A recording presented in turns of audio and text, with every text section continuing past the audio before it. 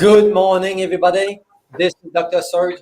Today, I'm really excited to have one of my good colleagues with us, Dr. Rob Silverman. So thank you, doctor. So thank you for joining us. And I was looking at your background and your experience in health and functional medicine. It's quite impressive. You wrote books. You've been doing this for a long time. So tell us a little bit about you and where you're coming from and what you're trying to do to help people. Well, thank you very much for having me on, Dr. Serge. I am a fan.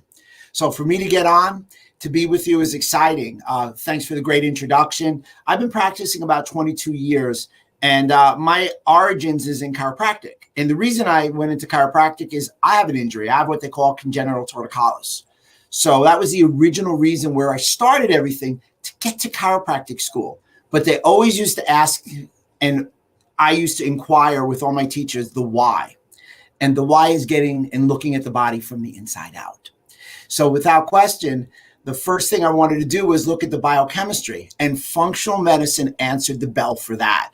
It really explains why, what's going on. It breaks it down from symptoms to systems into looking at that root cause resolution, just like you do. So for us, we don't want to just address the pain, although we do. We want to get to the cause, and we want to build health from the inside out. Fascinating. And I mean, myself, I've been seeing a chiropractor for like 25 plus years. And my adjustments, my visits with him or her has never been as good since I've been addressing nutrition. And I realize that's the same thing with my patients. You can get adjustment, you can get some help. But if you don't fix what the body is needing to help, you won't get as much results. That's a great takeaway. So for us, I mean, you're a PhD, so you have your perspective, your lens. So my lens as a chiro who does functional medicine is I always look at the mechanical, and then I look at the biochemical to make that mold and that handshake together. And it's a unique perspective. But when you think about it, 8 out of 10 Americans at some point have lower back pain. Most people have some sort of musculoskeletal pain. They think it's just because of overuse. They don't understand that inside out biochemical issue of the inflammatory markers, your gut health, things of that, your immune, your lack of immune health, which of course is at the top of everybody's consciousness now. Yeah. For the simple reason we're in what we call a health pandemic, and we could segue into that. But one, I'm happy that you're seeing a chiropractor. Two, everybody should. And three, they should see a chiropractor who looks at the body again from a nutritional biochemical perspective. Good point. And today, let's focus on the gut. We all heard the expression that everything starts from the gut, right? But sometimes I feel people are a little bit confused. So what do you mean from your perspective when the gut is the epicenters of health? Without question, I will reiterate that. The gut is the epicenter of your health. 80% of your immune cells are in your gut. It's where your macro, your foods, and your micro, your vitamins and minerals are absorbed. Good gut health will probably ensure good health. However, failing gut health usually leads you down on this slippery slope towards poor health. What's most interesting is people can't see the gut. They don't understand it. So some of the early signs of gut health or failing gut health would be gas and bloating. There are no pain fibers in your gut, so it doesn't hurt. Gas and bloating is a sign there's something wrong with digestion and there's something wrong with your gut. Brain fog, where you feel a little lethargic, is a sign that there's something wrong with your brain. Interestingly enough, as well you know, the gut and the brain are intertwined. They're a bidirectional communication. So whatever you do to your gut, you do to your brain. Whatever you do to your brain, you do to your gut. That is what I like to refer to as the superhighway to health. That was actually my next point, because you do have an upcoming book titled The Superhighway to Health. So that sounds really exciting. And I believe in this book, you talk about the 7 steps to optimizing the gut-brain connection, correct? Absolutely. I have a 7-step action plan, as you said, to optimize the gut-brain connection. So we do specific steps. So the first thing is we want to reset your lifestyle, your mindset. I mean, people are depressed. You need a positive mindset. I ask them to make changes in their diet. Simple things, or at least what I think is simple. No more gluten, or specifically no wheat, no dairy, no nicotine, no added sugar, no artificial sweeteners. Get rid of processed food. Jack LaLanne, fitness guru, he was a chiropractor. He said, if man makes it, I won't eat it. Then you want to remove. What do you want to remove? The pathogens, the bad guys, what we call the antigens. So you want to remove the bad bacteria, the viruses. Like I said before, the pathogens. You can do so with oregano oil, garlic, berberine, and the like. That is also, not to muddy the water, a great time to incorporate some detoxification ideas, because the liver and the gut are communicating. An overload of toxins from the gut to the liver will damage the liver. Again, bidirectional. The third step is you want to replace. Replace what? Digestive enzymes, pancreatic enzymes, and bile. Increased digestion. It's been shown that 60 to 70% of Americans have some form of digestion problem. Step 4, rejuvenate, repair, heal and seal the gut lining. Fix that gut lining. That gut lining, its thickness is a thickness of a wet paper towel. If you unraveled it, it would have the surface area of a tennis court. So when you really think about it, poof, poof, it's so easy to damage that gut lining. And when that gut lining is damaged, what we refer to as leaky gut, or you may refer to as increased intestinal permeability, all kind of hell breaks loose. That gut, that lining has to be in its pristine condition. So we use nutrients and food to ensure that the lining is healed, that mucosal lining is healed, and it creates a microenvironment in the gut that allows it to heal of anti-inflammation. Fifth, we want to reinoculate with what? Pre and probiotics. Everybody talks about probiotics, and it's great to give life. But the prebiotic is critical because that's the food for the probiotic to ultimately, and everybody write this down because this will be the conversation piece of 2022, a postbiotic. It's the residue that's left. Your prebiotics feed your probiotics. Your probiotics are transient. They don't last forever. It's what they leave. I call it the tombstone. It's your epitaph. And if you're able to take care of that, without question, you may reach that health capstone moment. And the next step would be to reintroduce foods that you took out. Just because you're sensitive to a food doesn't mean you have to take that food out for perpetuity. Mm-hmm. And you as a practitioner, I'm sure you'd want to weigh in on the fact, like when you tell people you can't eat broccoli, as an example, forever, people look at you and the door slams. So you have to work with people. Yeah. Because for me, my saying with people is this is a collaborative patient journey. And part of it is taking these steps. And the last step would be to retain your health. We fight so hard to get healthy. Don't have a Ben and Jerry's. Don't eat a pizza pie. What you want to do is do specific things to retain your health. Good diet, exercise, stress reduction, multivitamin, multimineral, fish oil, vitamin D, probiotic, and get your fruits and greens in there. Wow, that sounds like a really amazing protocol. And one of the confusion that I see sometimes with people coming in, we are trained to believe to see a medical doctor and have a pill, and get better. So I know from experience that there's no such a thing as a magic pill. So what do you tell to people, when they expect results within a few weeks? Because based on the protocol that you outlined this morning, it would take some time, right, to rebuild your gut back to an optimum function. I agreed. It sounds lengthy and there's a time frame. Fortunately, it's very fluid, the 7R. Having said that, here's the interesting thing. The magic bullet is what you put in your mouth. Yeah. Food is the potentiator for information. Bad food is the potentiator for inflammation. You can make wholesale changes in days to weeks by just changing what you consume. Get off the sugar once again. Get off the wheat and the gluten. Avoid the dairy. Avoid your fried foods. Intermittent fast or time restrictive eat. Try not to eat late at night. Easy changes like that. 15,000 steps a day. People are going to wake up and say, I feel 20 years younger. And that's before we get into the real nuts and bolts of it all. Everything starts with food. And the idea of the supplements, which is what I mentioned, it's supplemental to a lifestyle change. I totally agree with you. Is whatever you put in your body will either get better or get worse, right? Food is everything. You mentioned in your first step, change your mindset. So I would like for you to elaborate a little bit more about what is the role of stress and adrenal health in gut connection. I say that because sometimes I see people, they do everything that they need to do to get better, but the stress is so high, the stress hormone is so high that to me it seems that this is the thing that needs to be addressed for a lot of people. And that's maybe why you put it as the first step. Agreed. Stress is overlooked. We take it for granted. New York guy, grew up in a city, type A personality. I have no stress. I'm being sarcastic.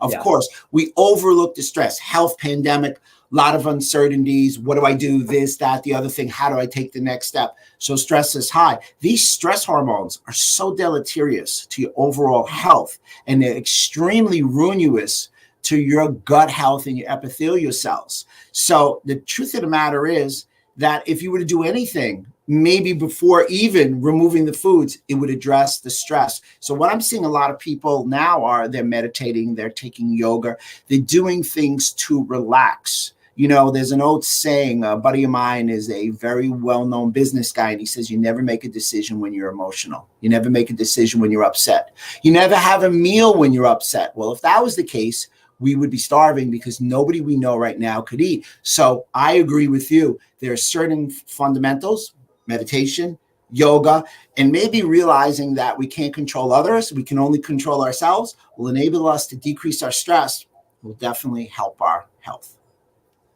Really good point. Based on your experience, this is a question that I get a lot from people actually. What would be the best supplements to try to break this vicious cycle of adrenal stress and just feel anxious?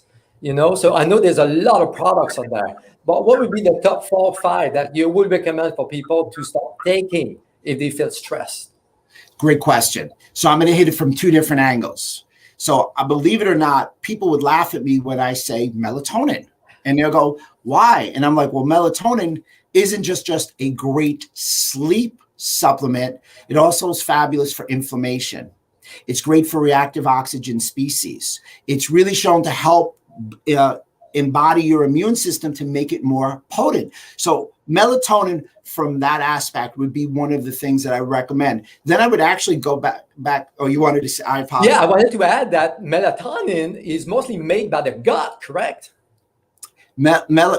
So again, that is one of the reasons that I like it so much. Melatonin is made by the gut, and again, the gut and the brain communicate, which is my segue. And here's one more little factoid about melatonin. It's shown to decrease what we call LPS. LPS, not to get too technical, is an endotoxin. It's the height of leaky gut. And if you can ameliorate the release of LPS, you're going to have overall health and decrease systematic inflammation. So it's a great point what you said about melatonin. Awesome. So what would be other products that we recommend? So I really agree melatonin is fantastic to break this vicious cycles, but there's a lot more you can do, right? Absolutely. So again, I would build the gut. I would look at those probiotics. I would look at specific nutrients, believe it or not, like omega-3 fish oils, which they're receptors, vitamin D. These are your basic things. I'm not getting wild and pulling it from behind here. It's the things that really sit in front of everybody. Those receptors to allow the gut to function in a more appropriate manner. Again, decreasing your sugar. And here's a little treat. Yeah. Specific things that will help vagus nerve tone. So I'll take a step back. Vagus nerve, cranial nerve number 10, medulla oblongata, down through the transverse colon, the main neural communicator between the gut and the brain. It's so potent, it has its own nervous system and it functions within that. It's called the enteric nervous system. That nervous system has more nerves than any other nerve system in the whole body. If you could increase your vagal nerve tone, you'll have a balance of what we call your autonomic nervous system. Sympathetic, fight or flight. Parasympathetic, cool, wine and dine. Most people are too sympathetic oriented and not parasympathetic oriented. It's like a seesaw. So if you can upregulate your vagus nerve, omega-3 fatty acids, citrulline, intermittent fasting, you now have a balance of your autonomics, and you're going to go down on a path of not only being balanced, but you're also going to be a little calmer. Wow, that's a really good point here. So, and I do feel that stress is one of those factors that really affect the vagus nerve. Like I said, if you're in that fight or flight mode all the time, how do you expect your body to heal, even though you may provide good nutrition, good supplements to your gut? Absolutely. And, you know, the most interesting thing is the vagus nerve communicates. So here is your intestinal tract. Here's your vagus nerve, and it goes up and communicates with your brain. It senses what's going on inside your gut. And it does, though. There's a thing in this gut called a neuropod. So there's a little bridge, and it communicates. So it goes in and it looks and it sees, wow, this stress is occurring in the gut. Let me send some signals to the brain, and your body responds. If everything inside the gut is copacetic, your vagus nerve is now going to send appropriate, because it's what we call 80 to 90% efferent going up to the brain. It's a little hidey-tidy kind of stuff when we talk about it, but I can tell you this. These are the things that you and I and the people who do what we do talk about, and this is the conversation piece. It goes from, like we said, the starting point of food, lifestyle, supplements, and then we really get into the nitty-gritty with nerve responses, biochemistry, physiology. And I always recommend everybody to go to someone like you with your PhD, chiropractor with advanced training, an integrative medical doctor, because you've got to look at the body from the inside out. And you need to look at the body as the totality. You know, one of the things I see with the medical system is they look at one organ at a time. You know, you go see a heart specialist, you go see a brain specialist, you go see a liver specialist. To me, they are missing a lot of information when they don't look at how the body is working as a total organism. Agreed. And that's what we call the holistic approach. And I concur with you wholeheartedly. I think our medical fields are great. They do a great job, but they're looking at the one area. We're looking at the whole body as one. We're not looking just at the oil. We're looking at the whole engine. Yeah. And that was my question as well. I wanted to ask you, because in your book, Inside Out Health, I think your first book, you mentioned that the healthcare system has a backward approach. So what do you mean by that? Well, kind of like what I said earlier, the backward approach, they look at the symptoms, but they don't attribute the symptoms to the systems. So I'll give you a great example. I went into an urgent care, and I had a little infection under my nail. And the doctor wanted to prescribe a systemic antibiotic. And I'm like, I'm not really, it's a health pandemic. I need my gut in good condition. It is swollen. Is there anything that we can do more for the area? What can we do? And they just wanted to blow my gut up. So they wanted to kill this, but ruin this, and eventually just needed to be lanced. So they're not looking at what can occur from what they give. And that poses an issue, and they're emergency medically trained. And that's why they're so good. However, if you want health, if they don't have that integrative approach, they're probably not going to be able to give you. And that's why we're feeling a very needed void. I looked at a stat yesterday, and this is off the cuff, that if somebody is obese by 5 years old, they have a 90% chance of being obese as an adult. Wow, that's really unfortunate. 35 billion pounds, let me correct myself. 35 million pounds of antibiotics are used per year. 29 billion are used on our livestock. So that's not a doctor problem, but we take that into account. Where are you getting your food? Where's your food grown? Yeah. What's the right food for you? Where's your labs, more evocative type labs looking inside? How's your gut health? How's your muscularity? How's your body fat? Yeah. How's your regularity? So that's our training, and we are the bridge between almost a non-starter and that NMD that's a life-saving type of physician. Really good point here. And this is one of the frustrating things that I have seen over the years is medical doctors are so quick to prescribe an antibiotic for sinus infections, for cold or whatever. But as you look at studies that have been done on the gut and the impact of the gut from antibiotics, I've had some doctors talking about it takes maybe a year or 2 years to rebuild the gut from a 7-day round of antibiotics. So to me, it's so harmful to take an antibiotics. I would do everything possible to avoid it, because one of your steps of your protocol is to remove the bad pathogens, right? So if you take an antibiotics, it can actually lead to candida overgrowth or parasite issues or SIBO, bacterial overgrowth, and so on, right? Without question, to piggyback on what you said, without question, just a Z-Pack. which is a very damaging type of antibiotic used very frequently, can damage you a year to two of your gut overall ecosystem. You know, it's very funny. We talk about that and people think it's like winning the presidency, 51% to 49, your gut ecosystem. For you to have a good gut ecosystem, you need about 85% good bacteria to bad bacteria, because if you have too much bad bacteria, over 15%, it's called dysbiosis. And that's, without question, very damaging to the overall health. So you're going to do anything to keep your gut in its proper format, if you will. And it's a great point. But how about the everyday person who comes in to the chiropractor, let's say, and what do they do? Oh, it hurts. I took NSAIDs, non-steroid anti-inflammatories, Aleve, ibuprofen. That's very damaging because NSAIDs decrease pain, but they impair healing. They damage your gut. They damage what we call your tight junctions. Emulsifiers in foods, toxins in the air.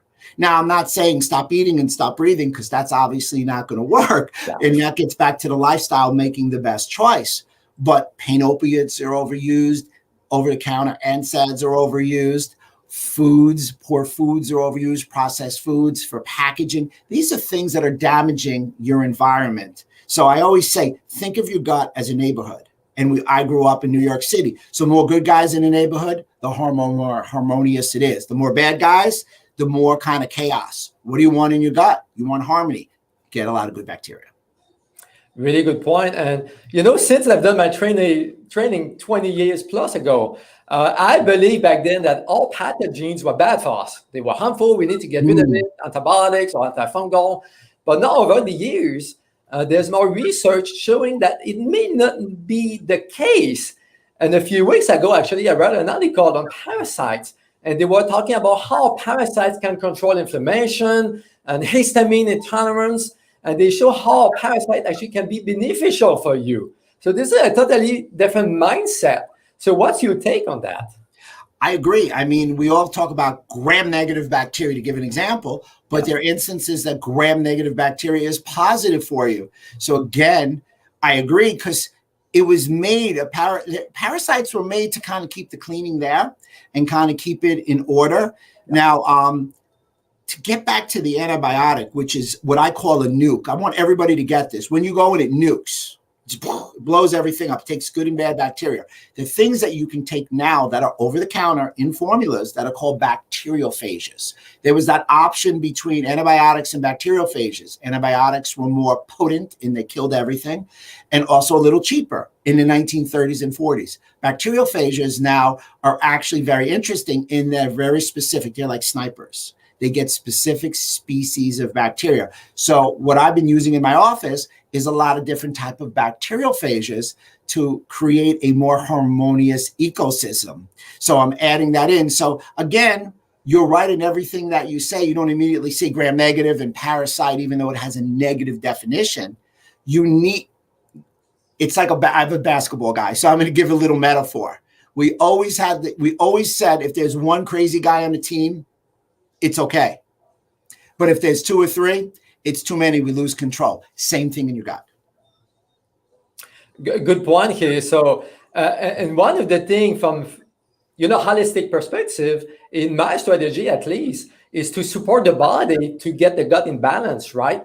As opposed to using, like you said, antibiotics that kills everything. So if you can optimize your immune system, your body would take care of the bad bacteria or the parasites or whatever is in the gut and should be in the gut.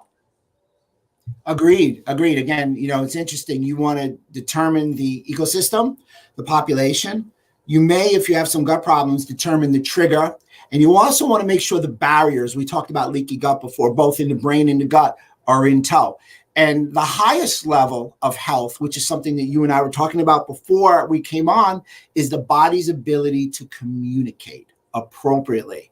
So if we're communicating, if our nerves are communicating and everything, again, is like an orchestra and the conductor is the gut and everything's in harmony, we have health. When you have that break in communication, man, could you imagine if I was the conductor in New York City Symphony? It would sound terrible. Imagine what your health would be if you could take that as a metaphor. So our highest level is the body communicating, because the body is all interconnected. So that's your definition of health. My definition of health is ultimately allowing the body to communicate at its optimum level. And you want to reach your genetic potential. Now, remember, genes are only about 10%. 10 to 30%. So everything is lifestyle after that, but your ability to optimize communication, what we're trying to do, if we can communicate our message, so many people will have health. And that's why you do this. And I applaud you for this.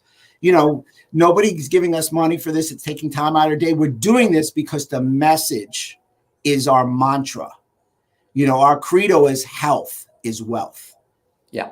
I asked you the question about the definition of health because, you know, as you start talking with people, it seems that everybody has their own definition. You know, I was talking to a gentleman in his 70s, and he was claiming he was perfect health. But as you were talking to him, he said, yes, I need ibuprofen every day, otherwise I have joint pain. I take blood pressure medication because my blood pressure is high. Or I take statin because I have high cholesterol. So his definition of health was to be symptom-free. Our definition of health is totally different. Agreed. And that's just a great point. Symptom-free and still alive. And I applaud him. However, you and I, when we're in our 70s, we're very hopeful that we will be symptom-free without medication and enjoying without the restrictions. And again, we want to optimize our outcomes. And taking those drugs isn't optimizing your outcomes. All it's doing is, if you will, if there's a fire in the house, you're pulling out the alarm till the fire burns down. That's not how I want to live. Yeah. And that's not what, to me, health is. Health is the ability to live your optimum life. Totally agree on this.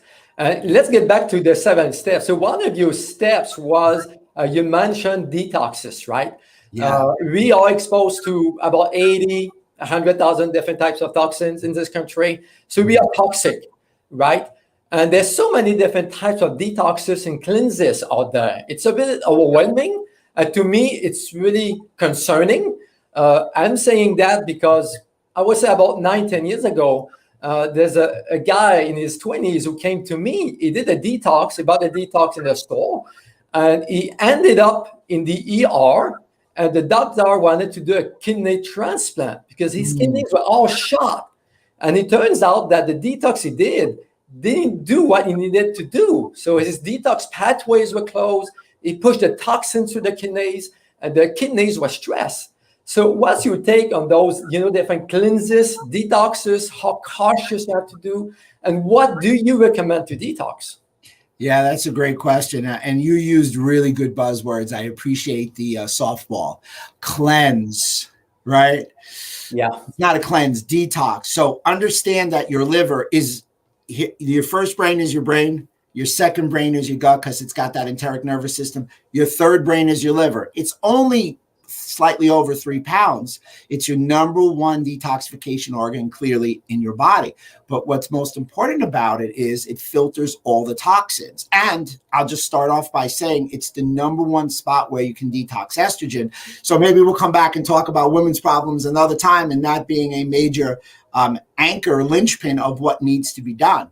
However, when you look at the liver, it's broken up into 2 phases, phase 1 and phase 2. And we're not, again, don't want to go into detail.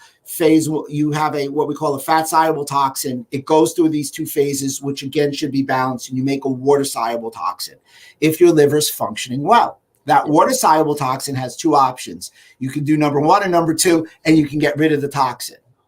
And it gets to the kidneys to do number 1 via your pH, so you need a lot of greens. Just cutting calories and just drinking fruit isn't going to enable all the nutrient need, that heavy enzymatic reaction nutrient need for the liver. So people who go on a calorically restrictive diet do not have enough energy to detox the liver. Those who go on a high sugar don't realize that that first part of the liver is going to unlevel because sugar speeds it up. It doesn't make sense. So you need a good, solid, green, plant-based diet with some organic type of meats, grass-fed, of course, wild smashed fish, salmon, mackerel, anchovy, sardines, and herring. You want specific greens to enable you to go through, and there'll be a supplemental thing to ensure the nutrients. Just drinking, the fruit drink doesn't work. The enemas are great if you want to go to the bathroom. That's not a detox. It's a very complex thing that they need a functional medicine type doctor to take them through, because there's no 3-day detox. Really, for the first time that people detox, for me, it's 30 days. And I do ongoing detox because you said it. What did you say? Look at all the toxins that we're exposed to. The average female exposes themselves to 168 toxins per day. The average male, 86. It gets absorbed in your body in 26 seconds. We live in a toxic world. Detox is without question the backbone of some of the things that we would want to discuss in a functional medicine program. Yeah, it makes sense. To me, toxins is really one of the root cause, if not the main driver of all those chronic issues like cancer, obesity, autoimmune condition, and so on. So you do have to detox fairly regularly. Otherwise, you get sick. Absolutely. You've got to detox regularly. I'm a big believer in what we call the spring and the fall cleaning. And you said something in there that was really great. It was very crafty. You said autoimmunity. And that's a whole we'd probably be here 2 hours just talking autoimmunity. I'll just leave you with a concept of leaky gut, increased intestinal permeability, higher incidence of autoimmunity. It's not the key factor, but it is right there as a given critical factor. Again, it comes down to the gut. It's fascinating. So tell us a little bit the function of viruses in the guts, because we do have about 1,000 times more viruses in our gut than bacteria.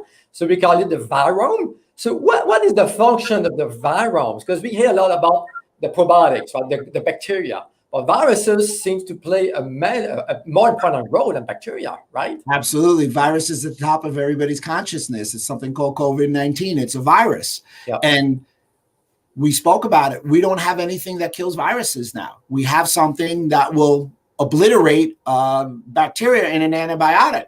So viruses also are a critical element to overall health, but they can be very damaging. And the problem is with these viruses and the virome is twofold. Number one, are they new? And how does our immune system attack it? So for instance, you can't control the virus, but you can control the host. So I can't control the virus I'm exposed to. I can try, but if it's in the air, I'm susceptible. But the host and the host's response. So we get to the gut. There's this little thing in the gut called a dendrite cell. I call it the periscope. It looks around. And in a perfectly synced immune system, when it sees one of these newer viruses, if our immune system is synced and working well, the chances of us having an adverse reaction are clearly precipitously decreased. However, what we're seeing here with this new novel virus, to use that as an example, is we're seeing that people's immune system is just aberrant. You're attacking yourself with too many cytokines. Most interesting, there was a couple of studies, and I'm picking on the SARS-CoV-2 as a virus with the idea of the virome. 28 days after the abatement of fever and COVID, you still were shedding the virus. Where do you shed the virus? From your gut. Yeah. There was a study on January 11th in Gut magazine, and it spoke about what happens once you contract the virus. Dysbiosis and leaky gut. So your virome is a critical element. But once again, if you're not able to assess your health, again, through your gut. And the last point, lastly, really important is when I said that the viruses are shedded through your gut. I'm sitting there and I'm like, I asked Jeff Bland this question, the father of functional medicine, 6 or 8 months ago. Why does everything go through your intestines and your gut? And he looked at me and he goes, somebody's really smart. If 80% of your immune cells are there, it's ensuring on the passage through your body that it's going to get killed. And it was this epiphany after 20 years of doing this. Such a simple concept hit me resoundingly in the face. So I know I took a virome, but I wanted to make sure that we covered the idea of that new virus because so many people are asking. So keep your gut in health. The gut is the epicenter of your health. And understand that these drugs, though they have their place, will damage your gut. It's gut all day. Wow, thank you for great points here. And it seems that everything we talk about this morning is connected to the gut. How fascinating is that? As you take care of the gut, it reflects on your health in general. It's really, really amazing to see. So on a final note, so anything else you want to add or say to our viewers? Absolutely. So let me give you a few easy steps to start today. Number one, as easy as you can. I would love you just to do two things. I have two acronyms for you, GPS and DNA. I've essentially said it before. GPS, no gluten, no processed food, no sugar. DNA, take care of it. No dairy, no nicotine, no artificial sweeteners. You do that, and that's your $1,000 nutritional consult. You'll call us back in a month, and you say how much better you feel. Number two, it's never too late to start. Oh, well, yeah, it's never too late. Everybody's seen it happens in a few days, in a few weeks. And number three, consistency is the key to success. Your health is something you do every day. If you blow it one day and you eat something bad, I'm off it. It's okay. Tomorrow is a new day. And I'll ask you two questions. Number one, before we add all the questions, to everybody listening, do you have the guts to be healthy? And what have you done for your guts lately? Great point. I was laughing a little bit when you mentioned about changing your diet and make some changes, because I had a guy, he was drinking about 24 sodas a day. The guy was dying in his 30s. He was sick. You can imagine drinking that much poison. And for him, it was really simple. So we convinced him to reduce to 23 Cokes a week instead of a day, instead of 24.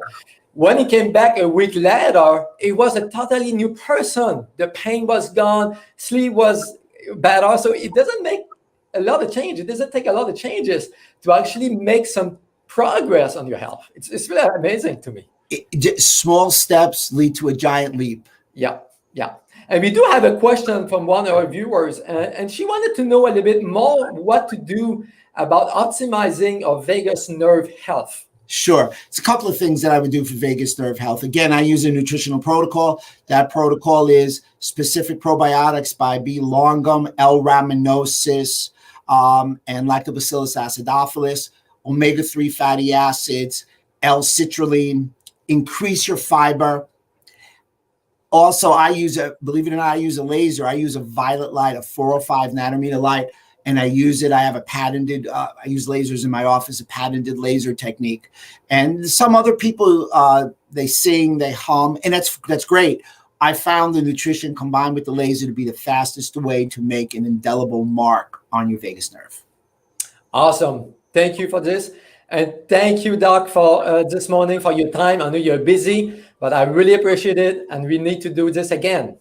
We do need to do it again. I'm happy, and thank you so very much. And everybody, remember, take care of your body. It's the only place you have to live. Awesome. Thank you, and we'll see you later. Take care.